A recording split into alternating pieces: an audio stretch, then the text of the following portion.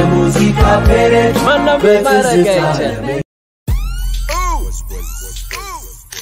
Negus Alex Hey Zena Zena Fata Fata King Goga DJ Kingston Ka Rada Kwangwa Mr. Wolf Kwangwa Bad Musica Hey Zena Zena Fata Fata King Goga Ka Rada Kwangwa Mr. Wolf Kwangwa Bad Musica Ka Addis Ababa DJ Kingston What's that deep ክራር ሰባሪው ካሳ ተሰማ ካሳ ተሰማ ኢትዮጵያዊ ጂሚ ሄንድሪክስ ነው እውቁ የሮክ ሙዚቀኛ ሄንድሪክስ የሙዚቃ ስራዎቹን በቀጥታ ከተጫወተ በኋላ ጊታሩን ይሰባብር ነበር የካሳ ተሰማ ግብርም እንደዚያው ነው ክራር በእጁ ይዞ መቆየት አይወድም ካንጎራጎረ በኋላ ይሰብረዋል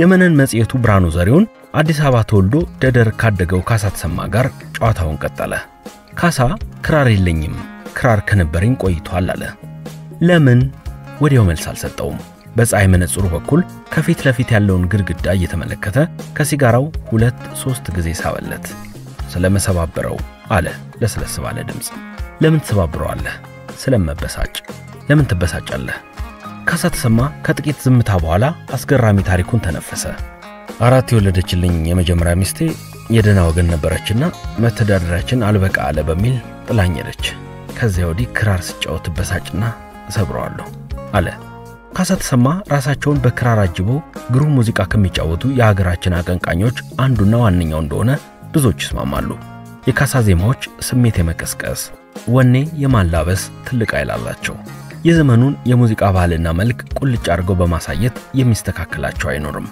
በወቅቱ ለአዝማሪዎች ብቻ የተሰጠ ይመስል የነበረውን ሐሳብን በነጻነት የመግለጽ መብት በካሳ ዜማዎች ውስጥ እንደ ልብ እናገኛለን ድምጹ ከክራሩ የተስማማ ካሳ ተሰማ የተባለለት ክራር ሰባሪው ሙዚቀኛ ካሳ ተሰማ በ1934 ዓ.ም በደጃች ወንዲራ ዴሞያ ማሰልጠኛ ትምህርት ቤት ያሁኑ ተግባረድ የቧንቧ ሥራ ትምህርቱን ካጠናቀቀ በኋላ በክቡር ዘበኛ ኦርኬስትራ ውስጥ በቧንቧ ጠጋኝነት ተቀጠረ በሙዚቃ በክራሩ ክበር ሲለው ባገኘው አጋጣሚ ሁሉ ክራሩን አንስቶ ክሮቹን በጣቱ ነካክቶ በሚያስገመግም ድምጹ ውብ አድርጎ ማንጎራጎር ጀመረ ቀጠለ ገፋበት ከቧንቧ ስራው የኦርኬስትራው ዝነኛ ሙዚቀኛ ለመሆን በቃ ካሳ ተሰማ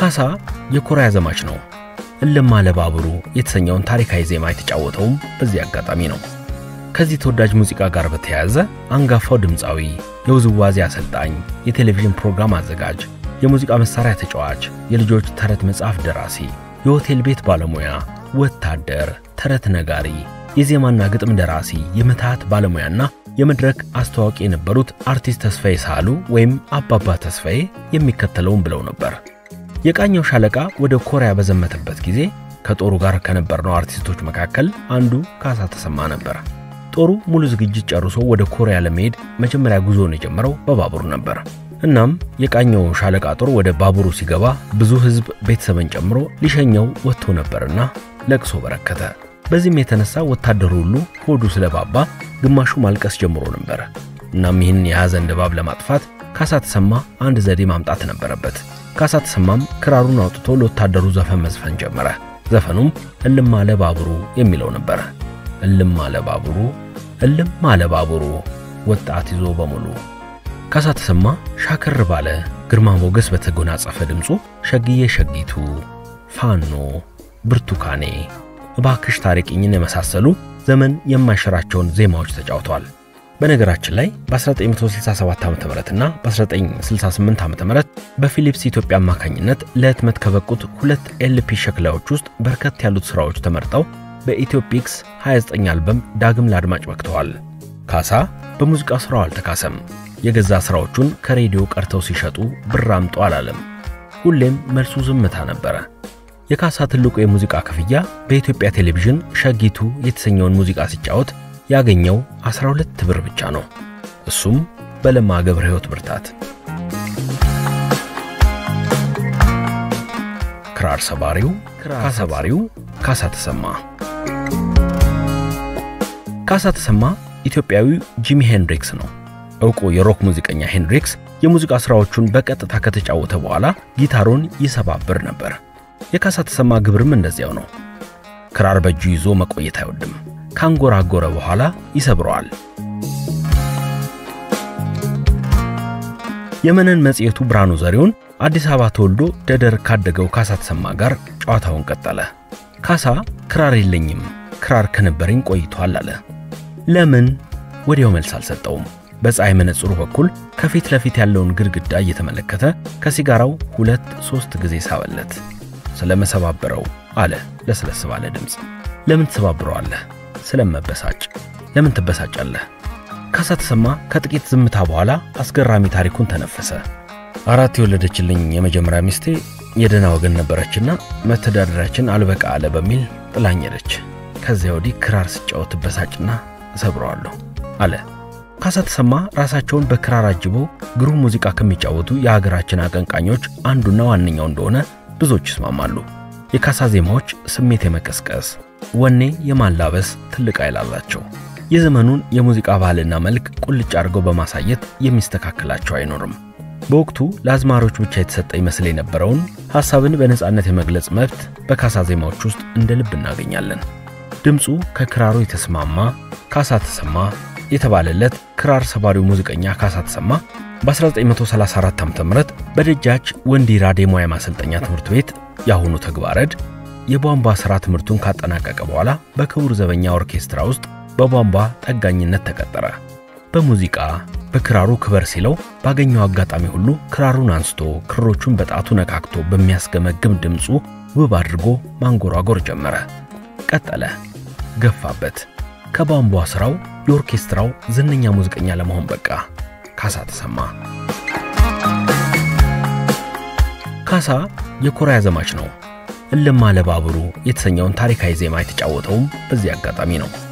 ከዚህ ተወዳጅ ሙዚቃ ጋር በተያያዘ አንጋፋው ድምፃዊ፣ የውዝዋዜ አሰልጣኝ፣ የቴሌቪዥን ፕሮግራም አዘጋጅ፣ የሙዚቃ መሳሪያ ተጫዋች፣ የልጆች ተረት መጽሐፍ ደራሲ፣ የሆቴል ቤት ባለሙያ፣ ወታደር፣ ተረት ነጋሪ፣ የዜማና ግጥም ደራሲ፣ የምትሃት ባለሙያና የመድረክ አስተዋቂ የነበሩት አርቲስት ተስፋዬ ሳሉ ወይም አባባ ተስፋዬ የሚከተለውን ብለው ነበር። የቃኘው ሻለቃ ወደ ኮሪያ በዘመተበት ጊዜ ከጦሩ ጋር ከነበርነው አርቲስቶች መካከል አንዱ ካሳ ተሰማ ነበር። ጦሩ ሙሉ ዝግጅት ጨርሶ ወደ ኮሪያ ለመሄድ መጀመሪያ ጉዞውን የጀመረው በባቡር ነበር። እናም የቃኘው ሻለቃ ጦር ወደ ባቡሩ ሲገባ ብዙ ህዝብ ቤተሰብን ጨምሮ ሊሸኘው ወጥቶ ነበርና ለቅሶ በረከተ። በዚህም የተነሳ ወታደሩ ሁሉ ሆዱ ስለባባ ግማሹ ማልቀስ ጀምሮ ነበር። እናም ይህን የሐዘን ድባብ ለማጥፋት ካሳ ተሰማ አንድ ዘዴ ማምጣት ነበረበት። ካሳ ተሰማም ክራሩን አውጥቶ ለወታደሩ ዘፈን መዝፈን ጀመረ። ዘፈኑም እልም አለ ባቡሩ የሚለው ነበር። እልም አለ ባቡሩ፣ እልም አለ ባቡሩ ወጣት ይዞ በሙሉ። ካሳ ተሰማ ሻከር ባለ ግርማ ሞገስ በተጎናጸፈ ድምጹ ሸግዬ ሸጊቱ፣ ፋኖ፣ ብርቱካኔ፣ እባክሽ ታሪቅኝን የመሳሰሉ ዘመን የማይሽራቸውን ዜማዎች ተጫውቷል። በነገራችን ላይ በ1967 ዓ.ም እና በ1968 ዓ.ም በፊሊፕስ ኢትዮጵያ አማካኝነት ለህትመት ከበቁት 2 ኤልፒ ሸክላዎች ውስጥ በርከት ያሉት ስራዎች ተመርጠው በኢትዮፒክስ 29 አልበም ዳግም ለአድማጭ በቅተዋል። ካሳ በሙዚቃ ስራው አልተካሰም። የገዛ ስራዎቹን ከሬዲዮ ቀርተው ሲሸጡ ብር አምጡ አላለም።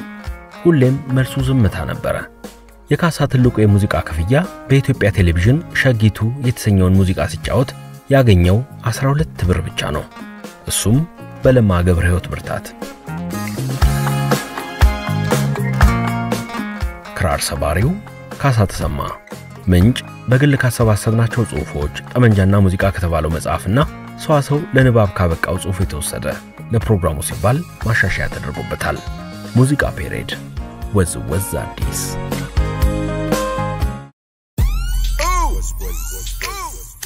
Negus, Alex, Bay, Zena, Fata, Kakingoga, DJ Kingston, Rada Kwangwa, Mr. Wolf Kwangwa, Bad Musica, Bay, Zena, Fata, Kakingoga, Rada Kwangwa, Mr. Wolf Kwangwa, Bad Musica, Addis Ababa, DJ Kingston, what's that?